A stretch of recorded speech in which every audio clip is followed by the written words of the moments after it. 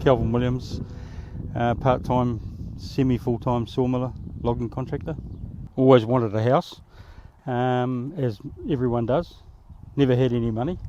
So basically, back in the 90s was when I first purchased a sawmill, a Peterson Sawmill, and went about, obviously, creating my own house to live in.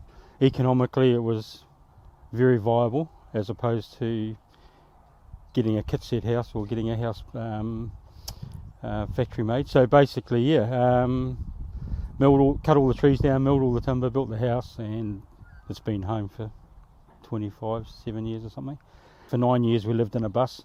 So basically I made the decision, or had to make the decision, that a house was next on the agenda.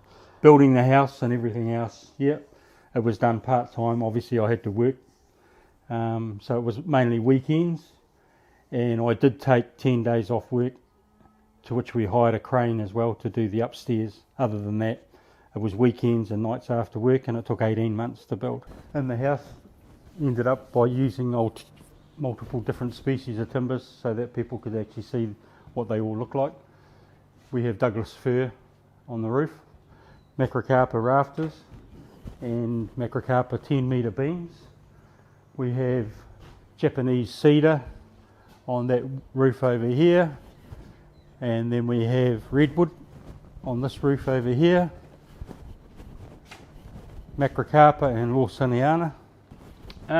Okay, so basically we have the timbers that I've already spoken about, the macrocarpa, the lawsoniana, eucalyptus, gum on some of the walls, New Zealand oak floor, which was basically, this whole house has been constructed, and all the timbers from this in the house have been gathered within about 2 kilometres of where it stands. Basically I was working on a farm taking out a whole lot of lawsoniana trees, and when I pushed that particular one over, it had a really good flat base, and I thought I'd chuck it on the back of the ute and take it home and put it into my house as a feature post. When the building inspector first saw it, he just about had flips, but he couldn't do anything about it because it was a feature post. The staircase is built from a tree that's probably 50 metres from here. Tasmanian blackwood is what it is. I made it a family thing to create, and so the boys, basically 2 boys, had to basically line all their own bedrooms, pick the timbers that they wanted for their bedrooms, made all their own furniture, sanded all their own floors, oiled all their own rooms, and subsequently I'd say a lot of it's rubbed off, because both boys have built 2 houses. They've both built their own houses, both built their own big sheds, and it's all been done with the Peterson Sawmill. So every board in here has been produced and with the Peterson Sawmill. I've also done, as I say, my 18th house just recently, just finished that, and multiple sheds, multiple buildings.